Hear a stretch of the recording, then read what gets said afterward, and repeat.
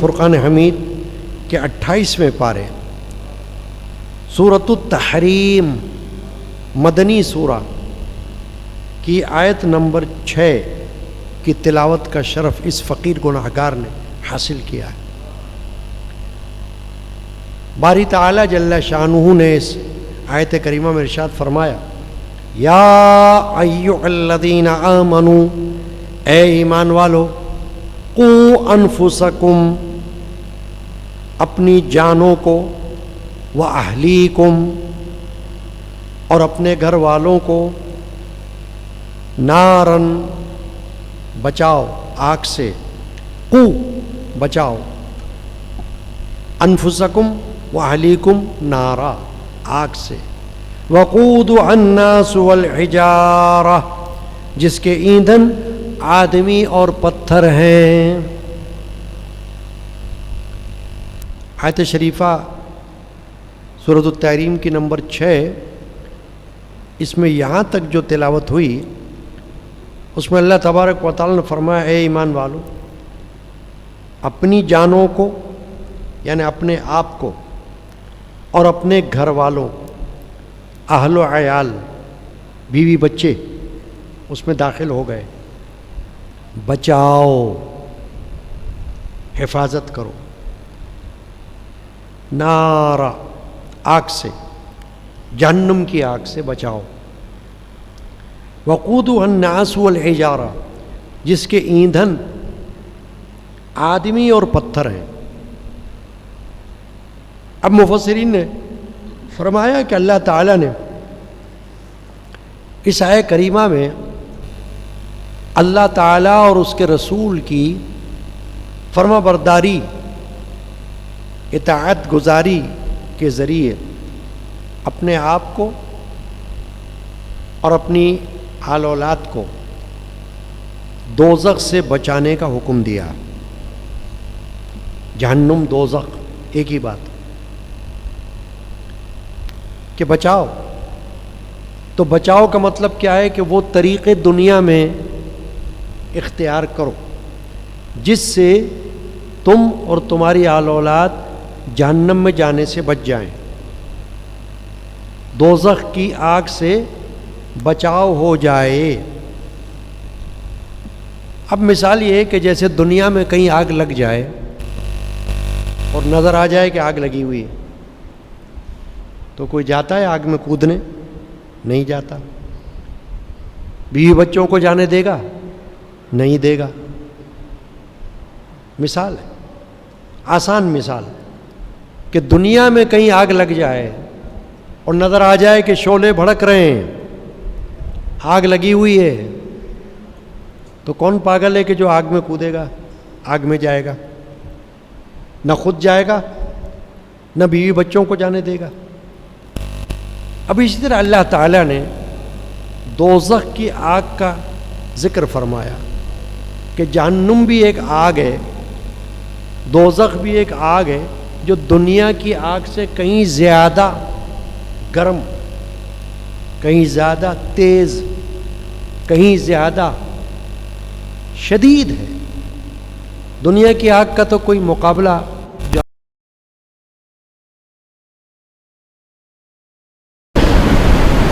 یا ایھا الذین آمنوا قوا انفسکم واہلیکم نارا وقودها الناس والحجارہ، جس کے ایندھن آدمی اور پتھر ہیں۔ آدمی اور پتھر کا معنی، آدمی سے مراد کفار، کہ اللہ تعالیٰ نے کافروں کو دوزخ میں پھینکنے کا جو وعید سنائی ہے قرآن مجید میں، دوزخ میں ڈالنے کا جو ذکر کیا ہے کفار کو، تو آدمیوں سے مراد ہے کافر، کہ جیسے آگ کو، دنیا کی آگ کو جلایا جاتا ہے لکڑی سے، لکڑی اس میں ڈالی جاتی ہے، اور کوئی ایسی چیز جس سے آگ جلے، بھڑک جائے، وہ اس میں ڈال دیا جاتا ہے، پیٹرول وغیرہ، آگ بھڑکتی ہے۔ اب دوزخ میں تو لکڑی کی آگ نہیں ہے، نہ دوزخ میں کوئی پیٹرول سے آگ بھڑکے گی، تو اللہ نے فرمایا اس کی آگ جو ہے دوزخ کی، اس کا ایندھن کیا ہے؟ ایندھن کا مطلب کس چیز سے جل رہی ہوگی آگ؟ دوزخ کی آگ، جہنم کی آگ اور پتھر. تو آدمی سے مراد کفار، کہ کفاروں کو جب اس میں ڈالا جائے گا تو اس سے آگ جلے گی. اور پتھر، پتھر سے مراد بت. یہ جو بت پرستوں کے بت ہوتے ہیں نا، یہ پتھروں سے بنائے جاتے ہیں. مختلف قسم کے بت، چھوٹے بڑے بت، ان کے اپنے اپنے نام. عہد جاہلیت میں بھی بت تھے. کعبۃ اللہ شریف میں 360 بت رکھے ہوئے تھے، ان کے سب کے الگ الگ نام تھے. کوئی کچھ، کوئی کچھ، کوئی کچھ نام. تو جو بت ہوتے ہیں وہ پتھروں کے ہوتے ہیں. تو پتھر اور آدمی، اللہ فرماتا ہے یہ ہے دوزخ کی آگ کا بھڑکانے کا ذریعہ، کہ جو آگ جلے گی وہ ان سے جلے گی، کافروں سے جلے گی اور بتوں سے جلے گی، پتھر کے بتوں سے. تو فرمایا اللہ نے کہ اپنے آپ کو بچاؤ، اپنی اولاد کو بچاؤ. تو اولاد کو بچانا کیا ہے؟ کہ ان کو ایسی ہدایات دو، ان کو ایسی تعلیم دو، ان کی ایسی تربیت کرو کہ تمہارے اہل و عیال بھی نیکیاں اختیار کریں، بدیوں سے بچیں، برے راستوں سے بچیں، اچھے راستوں پر چلیں. یہ ہے بچانا، یعنی صراط مستقیم پر چلیں. تم خود بھی چلو، انہیں بھی چلاؤ، تاکہ صراط مستقیم پر چلنے سے دوزخ سے بچاؤ ہو جائے، جہنم سے بچاؤ ہو جائے.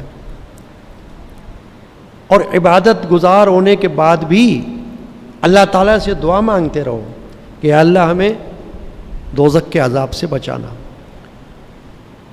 ربنا آتنا فی الدنیا حسنۃ وفی الآخرۃ حسنہ. اے ہمارے رب، ہماری دنیا بھی بھلی فرما اور ہماری آخرت بھی بھلی فرما. وقنا عذاب النار، اور ہمیں آگ کے عذاب سے بچا لے. یہ دعا ہے، قرآن کی دعا ہے. تو اس سے یہ معلوم ہوا کہ اللہ تعالیٰ نے اس طرف اشارہ فرمایا کہ تم خود بھی ایسے طریقے، ایسے ذرائع اختیار کرو کہ دوزخ کی آگ سے تم دور رہو، دوزخ کی آگ تمہیں کوئی نقصان نہ پہنچائے، تم دوزخ میں نہ ڈالے جاؤ، جہنم سے چھٹکارا ہو تمہارا. ایسے ہی تم اپنے علاوہ اپنے بیوی بچوں کو بھی ایسا ہی سبق دو، ان کی نگہداشت کرو، ان کا خیال رکھو کہ وہ کوئی ایسا کام نہ کرنے پائیں جو دوزخ میں جانے کا سبب بنے، جو جہنم میں جانے کا سبب بن جائے. تو ان کو بچاؤ، اللہ یہ فرماتا ہے کہ ان کو محفوظ رکھو. یہ تو آیت شریفہ میں نے سورۃ التحریم کی تلاوت کی ہے. آپ کے علم میں ہوگا کہ گزشتہ جمعہ میں نے والدین کے حقوق، امام اہل سنت اعلی حضرت شاہ احمد رضا خان حنفی قادری رحمۃ اللہ علیہ کے فتاوی رضویہ میں والدین کے جو 12 حقوق انہوں نے بیان کیے تھے حدیث کی روشنی میں، وہ میں نے جمعہ میں بیان کیے تھے، ماں باپ کے حقوق میں. اب آج جو ہے اولاد کے حقوق. آج کے جمعے کا موضوع ہے فتاوی رضویہ میں اولاد کے حقوق. 80 حقوق اعلی حضرت نے فتاوی رضویہ میں جلد نمبر 24 میں رسالہ ان کا موجود ہے، مشعلۃ الارشاد فی حقوق الاولاد، کہ اولاد کے حقوق کے بارے میں رہنمائی کی مشعل، قندیل. اب یہ حقوق بھی اعلیٰ حضرت نے احادیث کی روشنی میں بیان فرمائے. اب میں پورے حقوق تو بیان نہ کر سکوں گا وقت کی کمی کے باعث، کیونکہ حقوق کے ساتھ ساتھ ان کی پھر کچھ تشریح بھی تو ہوتی ہے نا. لیکن چند حقوق، 80 حقوق یاد رکھیے. کتنے حقوق؟ 80 حقوق اعلی حضرت الشاہ احمد رضا خان رحمۃ اللہ علیہ نے فتاوی رضویہ میں بیان فرمائے کہ ماں باپ پر اولاد کے 80 حقوق ہیں جو ماں باپ کو ادا کرنے اولاد کے لیے، اولاد کے سلسلے میں، بیٹا ہو یا بیٹی ہو ان کا خیال رکھنا ہے۔ تو 80 حقوق تو نہیں، میں چند حقوق جو بڑے اہم ہیں، ویسے تو سارے اہم ہیں لیکن ان میں سے بہت زیادہ اہم ان کا بیان کرتا ہوں۔ اور اعلیٰ حضرت نے یہ فرمایا ہے کہ یہ جو حقوق ہیں، ان حقوق میں اکثر حقوق وہ ہیں جو مستحب ہیں کہ اگر ان کو ترک بھی کوئی کر دے تو اس پر کوئی گرفت نہیں ہے، کیونکہ وہ دنیا کے حوالے سے تعلق رکھتے ہیں، اپنے معاشرت کے حوالے سے، تو اس پہ وہ گرفت نہیں ہے۔ مگر بعض حقوق وہ ہیں اولاد کے جن پر اللہ پکڑے گا ماں باپ کو، اللہ تعالیٰ کی طرف سے گرفت ہوگی، کیونکہ حدیث پاک صریح موجود ہے کہ ہر ماں باپ، ہر باپ، ہر گھر کا سربراہ اپنی رعایا کا نگران ہے، یعنی وہ سربراہ ہے اپنے گھر کا، تو اس سے اپنے ماتحت کے بارے میں پوچھ گچھ کی جائے گی۔ تو ظاہر ہے کہ جو باپ ہوتا ہے وہ گھر کا سربراہ ہوتا ہے اور بیوی بچے اس کے ماتحت ہوتے ہیں، تو اس لیے ان پر بھاری ذمہ داری ہوتی ہے، ماں پر بھی ہوتی ہے، باپ پر بھی ہوتی ہے، کیونکہ اولاد کے حقوق دونوں کو پورا کرنا ہوتا ہے۔ ایک طرف ماں پورا کرتی ہے، ایک طرف باپ پورا کرتا ہے۔ کچھ حقوق ماں کے ذمے ہیں، کچھ حقوق باپ کے ذمے ہیں۔ تو ایک سوال کیا گیا امام اہل سنت اعلی حضرت الشاہ احمد رضا خان حنفی قادری بریلوی رحمۃ اللہ علیہ سے، کیا فرماتے ہیں علماء دین ان مسائل میں کہ باپ پر بیٹے کا کس قدر حق ہے؟ اگر ہے اور وہ ادا نہ کرے تو اس کے واسطے حکم شرعی کیا ہے؟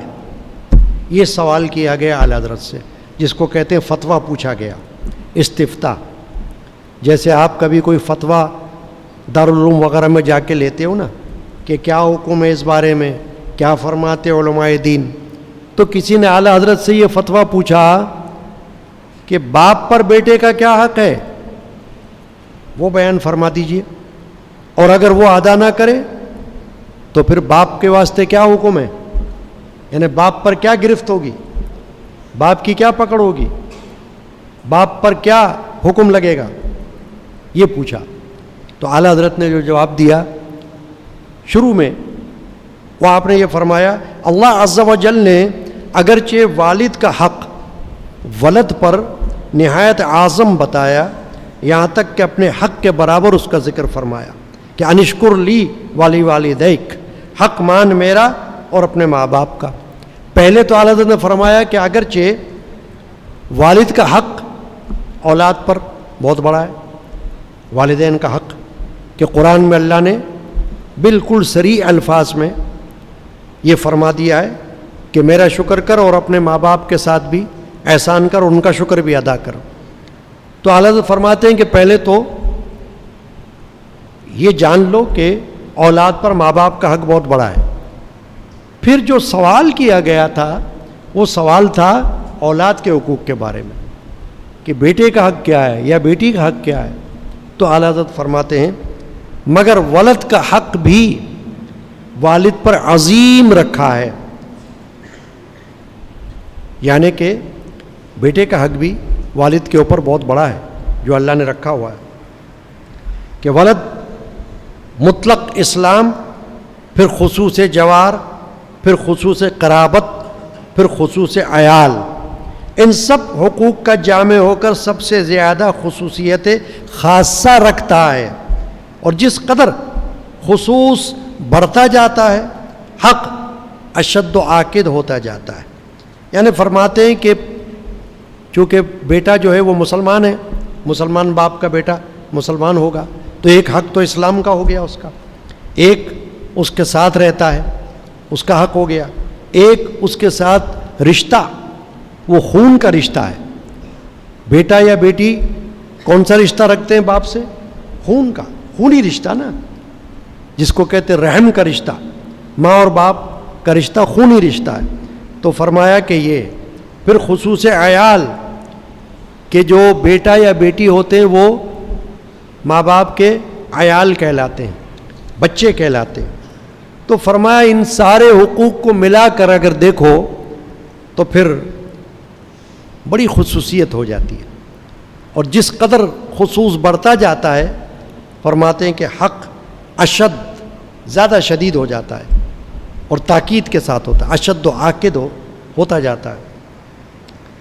تو فرمایا علماء کرام نے اپنی کتب جلیلہ مثل احیاء العلوم و عین العلوم و مدخل و کیمیاء سعادت و ذخیرۃ الملوک وغیرہ میں حقوق ولد سے نہایت مختصر طور پر کچھ تعرض فرمایا کہ مختلف علماء نے، مشائخ نے اپنی اپنی کتابوں میں اولاد کے حقوق ماں باپ پر بیان فرمائے، مگر فرماتے میں صرف احادیث مرفوعہ حضور پر نور سید عالم صلی اللہ تعالی علیہ وسلم کی طرف توجہ کرتا ہوں. فضل الہی جل وعلا سے امید کہ فقیر کی یہ چند حرفی تحریر ایسی نافع و جامع واقع ہو کہ اس کی نظیر کتب میں نہ ملے. اس بارے میں جس قدر حدیثیں بحمد اللہ تعالی اس وقت میرے حافظہ و نظر میں ہیں انہیں بالتفصیل ما تخریجات لکھے تو ایک رسالہ ہوتا ہے. چنانچہ اعلیٰ حضرت نے اب جو حقوق کی تفصیل فرمائی ہے تو میں نے پہلے عرض کر دیا کہ 80 حقوق ٹوٹل بیان فرمایا اعلیٰ حضرت نے، 80 حقوق، مگر میں سارے حقوق اس وقت نہیں پڑھ رہا، میں تو چند حقوق بیان کرتا ہوں. پہلا حق اعلیٰ حضرت فرماتے ہیں سب سے پہلا حق وجود اولاد سے بھی پہلے، ابھی تو اولاد پیدا نہیں ہوئی ہے، ابھی تو نہ بیٹا پیدا ہوا نہ بیٹی پیدا ہوئی. اعلیٰ حضرت فرما رہے نکاح سے بھی، شادی کے وقت، شادی سے پہلے اولاد کا حق اسٹارٹ ہو رہا ہے، شروع ہو رہا ہے. سب سے پہلا حق وجود اولاد سے بھی پہلے یہ ہے کہ آدمی اپنا نکاح کسی رذیل کم قوم سے نہ کرے کہ بری رگ ضرور رنگ لاتی ہے. یعنی یہ دیکھے کہ نکاح کر رہا ہے تو کسی نیچ عورت سے تو نہیں کر رہا، کوئی کمینی خاندان میں تو نہیں کر رہا، کیونکہ رگ کا آ جاتا ہے. جیسے ایک حدیث پاک میں ایک صحابی نے عرض کیا یا رسول اللہ میرے اونٹوں میں ایک اونٹ جو ہے وہ فلاں رنگ کا آ گیا ہے، جبکہ میرے پاس جو اونٹ ہے اس میں تو کوئی ایسا رنگ کا اونٹ نہیں ہے. تو حضور نے فرمایا کہ اوپر جو اونٹ گزرے ہوں گے نا اس کے ماں باپ میں، اس میں سے کوئی رنگ ادھر آ گیا. یہاں پر رگ اس طرح سے آ جاتی ہے، یعنی جینز جس کو ہم کہتے ہیں نا. تو نبی پاک صلی اللہ علیہ وسلم فرمایا کہ تمہارے اونٹ میں جو رنگ آیا ہے نا وہ موجودہ اونٹ میں سے نہیں آیا، سمجھو ان سے پہلے جو اونٹ گزرے ہوں گے نا ماں باپوں میں سے، اس کے جن کی یہ اونٹ اولادیں ہیں ان میں سے آ گیا ہوگا. تو اعلیٰ حضرت فرما رہے ہیں کہ اولاد کے وجود سے بھی پہلے حق یہ ہے اولاد کا کہ وہ نکاح کرے تو دیکھ کر کرے. بندہ اپنا نکاح کرے تو دیکھ کر کرے کہ میں شادی کہاں کر رہا ہوں، کیونکہ جب شادی کرے گا پھر خیر سے اللہ اولاد بھی دے گا. تو ابھی سے ہی اپنی ترتیب بنائے. دوسرا حق کیا بتایا؟ دیندار لوگوں میں شادی کرے تاکہ بچے پر نانا اور ماموں کی عادات کا بھی اثر پڑتا ہے.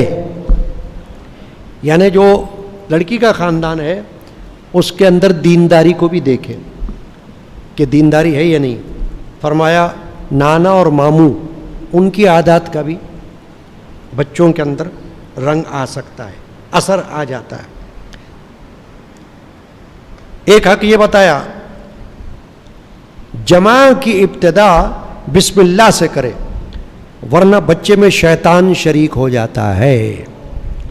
یعنی میاں بیوی جب آپس میں ملیں، ہم بستری کریں، سیکس کریں جو کہ شرعی طور پر ہے، حلال ہے، تو فرماتے ہیں کہ اس کی ابتدا بسم اللہ سے کرے۔ حدیث پاک بھی ہے، بخاری شریف میں حدیث ہے کہ رسول اکرم صلی اللہ علیہ وسلم نے فرمایا کہ جمع سے پہلے، یعنی اس عمل سے پہلے بسم اللہ پڑھے، تاکہ بچے جو پیدا ہوگا اس میں شیطان شریک نہ ہو، ورنہ شیطان جو ہے وہ شریک ہو جاتا ہے۔ تو بسم اللہ پڑھے۔ پھر حق یہ بتایا کہ اس وقت یعنی وقت جمع زیادہ باتیں نہ کرے کہ بچے کے گونگے یا توتلے ہونے کا خطرہ ہے، اس کا خیال رکھے۔ اس وقت شرمگاہ زن پر نظر نہ کرے کہ بچے کے اندھے ہونے کا اندیشہ ہے۔ پھر فرمایا جب بچہ پیدا ہو فوراً سیدھے کان میں اذان اور بائیں میں تکبیر کہے، تاکہ خلل شیطان و الصبیان سے بچے بچہ۔ یعنی یہ جو اسلام میں ہے نا کہ بچہ پیدا ہونے کے بعد سیدھے کان میں اذان دینا ہے، اذان کے الفاظ، اور الٹے کان میں تکبیر کے الفاظ پڑھنا ہے، جو ہم تکبیر نماز میں جماعت کھڑی ہونے کے وقت پڑھتے ہیں وہ پڑھنا ہے۔ فرمایا یہ اس لیے کہ شیطان بیچ میں نہ آئے، اور الصبیان مرض ہوتا ہے سوکھے کا مرض، کمزور ہو جاتا ہے بچہ، اس کے اندر گوشت نہیں رہتا، الصبیان کہتے ہیں کہ اس مرض سے بچاؤ۔ تو ویسے بھی یہ کہ اذان دینے کا مقصد یہ ہے کہ اس کے کان میں اللہ کی آواز پہنچ جائے، اللہ کا نام اس کے کان کے اندر پہنچ جائے۔ پھر فرمایا 7ویں دن اور نہ ہو سکے تو 14ویں ورنہ 21ویں دن عقیقہ کرے، دختر کے لیے 1 اور پسر کے لیے 2، کہ اس میں بچے کا گویا رحم سے چھڑانا ہے۔ عقیقہ ہوتا ہے نا، آپ سنتے ہیں، سنت ہے، عقیقہ مسنون ہے۔ نبی اکرم صلی اللہ علیہ وسلم نے بھی اپنے اولاد کا عقیقہ فرمایا، اپنے نواسوں کا عقیقہ فرمایا، امام حسن کا عقیقہ فرمایا، امام حسین کا عقیقہ فرمایا، اور حدیث میں فرمایا کہ یہ ایسا ہے جیسے آپ بچہ تمہارا گروی ہے، جب تم اس کا عقیقہ کرتے ہو تو گروی چیز کو چھڑا لیتے ہو، جیسے گروی ہونے سے اس کو بچا لیتے ہو، تو یہ ہے۔ پھر فرمایا نام رکھے بچے کا، یہاں تک کہ کچے بچے کا بھی جو کم دنوں کا گر جائے، ورنہ اللہ کے ہاں شکایت کرے گا، اعلیٰ حضرت فرماتے۔ یعنی بچے کا نام رکھنا یہ اس کا حق ہے کہ اچھا نام رکھے۔ فرما رہے نام رکھے، اور یہ فرمایا عبداللہ، عبد الرحمن، احمد، حامد وغیرہ باعبادت و حمد کے نام، یا انبیاء اولیاء یا اپنے بزرگوں میں جو نیک لوگ گزرے ہوں ان کے نام پر نام رکھے کہ موجب برکت ہے۔ خصوصاً نام پاک محمد صلی اللہ تعالی علیہ وسلم کہ اس مبارک نام کی بے پایاں برکت بچے کے دنیا اور آخرت میں کام آتی ہے۔ ایک حق میں فرمایا کہ برا نام نہ رکھے کہ بد فعل بد ہے، یعنی برا نام جو ہے وہ ایسا جیسے برا فعل کوئی کھول لے۔ جب نام محمد رکھے تو اس کی تعظیم و تکریم کرے۔ پھر ایک حق فرماتے ہیں کہ بچے کا نفقہ، اس کی حاجت کے سب سامان مہیا کرنا خود واجب ہے، جن میں حفاظت بھی داخل ہے، کہ اپنے جیسے بیوی کا خرچہ ہے نا شوہر کے اوپر، بیوی کا ہر نان و نفقہ، ہر بیوی کا خرچ جو ہے وہ شوہر کے اوپر ہوتا ہے، اگرچہ بھلے بیوی اپنا کما رہی ہو مگر اس کا خرچ شوہر کے اوپر ہوتا ہے دین اسلام کی تعلیمات کے مطابق۔ تو فرماتے ہیں کہ اولاد کا خرچہ بھی باپ کے اوپر ہے، جب تک کہ اولاد اس کی نگہبانی میں ہے، تو اس کا نان و نفقہ سب مہیا کرنا یہ اس کا حق ہے۔ پھر فرما رہے ہیں اپنے حوائج و ادائے واجبات شریعت سے جو کچھ بچے اس میں عزیزوں، قریبوں، محتاجوں، غریبوں سب سے پہلے حق عیال و اطفال کا ہے، جو ان سے بچے وہ اوروں کو پہنچے۔ یعنی جو آپ کے پاس مال ہے وہ آپ دوسروں کو بعد میں دو، پہلے اپنے بیوی بچوں پر خرچ کرو، پہلے اپنے عیال و اطفال کو ان کا حق دو. پھر فرماتے ہیں اگلا حق، بچے کو پاک کمائی سے روزی دے، کیونکہ ناپاک مال ناپاک عادتیں ڈالتا ہے. یعنی جو روزی تم اپنے گھر میں لاؤ، خیال سے لاؤ کہ یہ حلال ہے، حرام نہیں ہے، کیونکہ حرام تم خود بھی کھاؤ گے اور لا کر بیوی بچوں کو بھی کھلاؤ گے تو وہ تو مجبور ہیں بیچارے، بچہ بھی مجبور ہے، جو تم دو گے کھا لے گا، بیوی بھی کھا لے گی، تو اس کی وبال اس کا کس پر ہوگا؟ لانے والے پر. گناہ کس پر ہوگا؟ وہ حرام کمانے والے پر.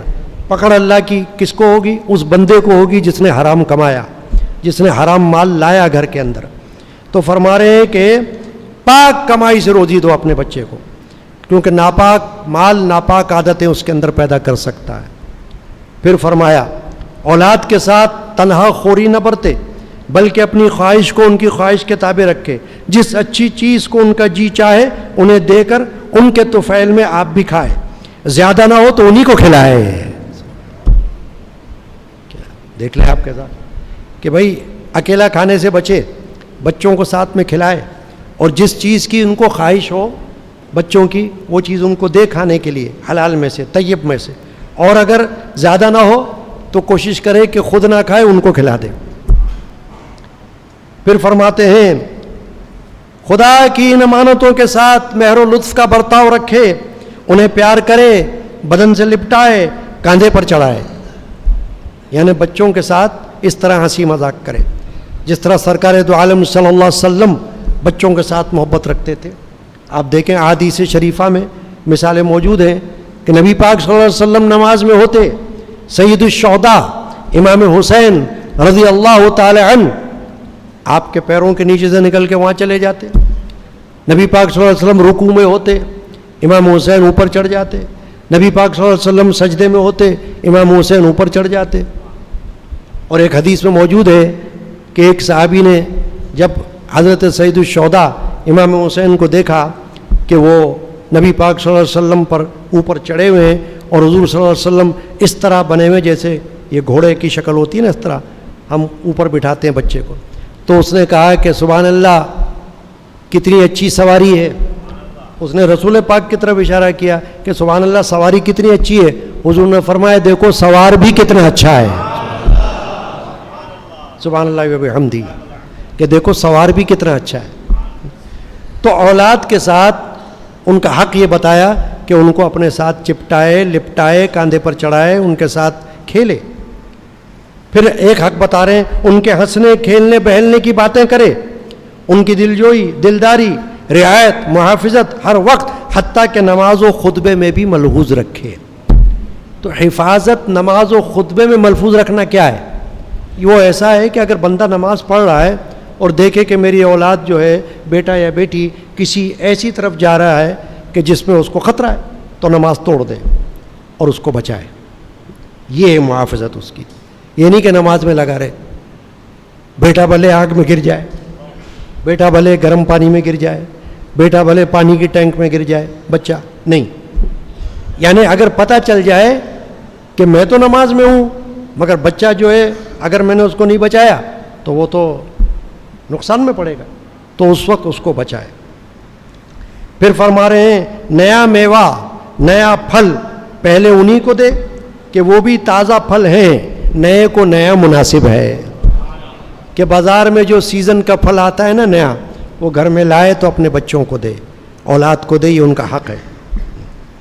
کبھی حسب ضرورت انہیں شیرینی وغیرہ کھانے پہننے کھیلنے کی اچھی چیز کہ شرعاً جائز ہے دیتا رہے. ایک بتایا. ایک حق یہ بتایا کہ بہلانے کے لیے جھوٹا وعدہ نہ کرے، بلکہ بچے سے بھی وعدہ وہی جائز ہے جس کو پورا کرنے کا قصد رکھتا ہو. کہ جھوٹا وعدہ بڑے سے کیا بچے سے بھی کرنا منع ہے. یعنی بچے کو ایسا دھوکہ نہ دے، ادھر آؤ یہ دیکھو میرے ہاتھ میں کیا ہے میں تمہیں دیتا ہوں، اور ہاتھ میں کچھ نہ ہو تو بچہ آئے گا دیکھے گا کچھ نہیں ہے تو جھوٹی بات ہو جائے گی. تو حدیث پاک میں بھی ہے کہ اللہ کے رسول صلی اللہ علیہ وسلم نے فرمایا ایک عورت سے جب اس نے بچے کو پکارا اور بچہ آ گیا اور اس نے اس کو دے دیا چیز، تو اس نے فرمایا اگر تمہارے پاس یہ نہ ہوتی چیز تو تم جھوٹی ہو جاتی. یعنی تم پر گناہ ہوتا، کیونکہ تم نے اس کو بلایا تو یہ پھر دھوکہ ہو جاتا کہ تمہارے پاس تو ہے ہی نہیں وہ چیز. تو فرماتے ہیں کہ جھوٹا وعدہ بچے سے بھی نہ کرے. پھر ایک حق بتایا اپنے چند بچے ہوں تو جو چیز دے سب کو برابر اور یکساں دے، ایک کو دوسرے پر بے فضیلت دینی ترجیح نہ دے. یعنی اگر کوئی ترجیح ہے تو دین کی وجہ سے، کہ ایک بچہ بہت دیندار ہے، اس کو کچھ دینا ہے تو کچھ زیادہ دے سکتا ہے، ورنہ سب کو برابر برابر تقسیم کرے، بیٹا ہو یا بیٹی ہو. سفر سے آئے تو ان کے لیے کچھ تحفہ ضرور لائے، بیمار ہو تو علاج کرے. زبان کھلتے ہی اللہ اللہ، پھر پورا کلمہ لا الہ الا اللہ، بھرپور کلمہ طیبہ سکھائے. جب تمیز آئے ادب سکھائے، کھانے پینے، ہنسنے بولنے، اٹھنے بیٹھنے، چلنے پھرنے، حیا لحاظ، بزرگوں کی تعظیم، ماں باپ، استاد اور دختر کو یعنی بیٹی کو شوہر کے بھی اطاعت کے طرق و آداب بتائے. یہ بھی اولاد کا حق ہے. پھر فرمایا قرآن مجید پڑھائے. ٹھیک ہے. پھر ایک حق یہ بتایا کہ حضور اقدس رحمت عالم صلی اللہ علیہ وسلم کی محبت و تعظیم ان کے دل میں ڈالے کہ اصل ایمان و عین ایمان ہے. حضور پرنور صلی اللہ علیہ وسلم کے آل و اصحاب، اولیاء و علماء کی محبت و عظمت تعلیم کرے کہ اصل سنت و زیور ایمان بلکہ باعث بقائے ایمان ہے. کہ یہ بھی بیٹا بیٹی کا حق ہے کہ ان کو یہ تعلیم دے. ٹھیک ہے نا. تو اس لیے اب زیادہ وقت نہیں ہے تو میں نے کہا تھا کہ چند حقوق میں بیان کرتا ہوں، ہو سکتا ہے انشاءاللہ آئندہ مزید حقوق جو ہے وہ بیان کیے جائیں گے. تو جو حقوق اس وقت میں نے بیان کر دیے، اس میں اللہ تعالی ہم کو اس کی پابندی کرنے کی توفیق عطا فرما دے، اور بیٹا ہو یا بیٹی اللہ تبارک و تعالی دونوں کے ساتھ ہمیں انصاف کرنے کی تعلیم بھی عطا فرمائے. اللہم یا رب العالمین. وصلی اللہ تعالی علی محمد وعلی آلہ وصحبہ اجمعین.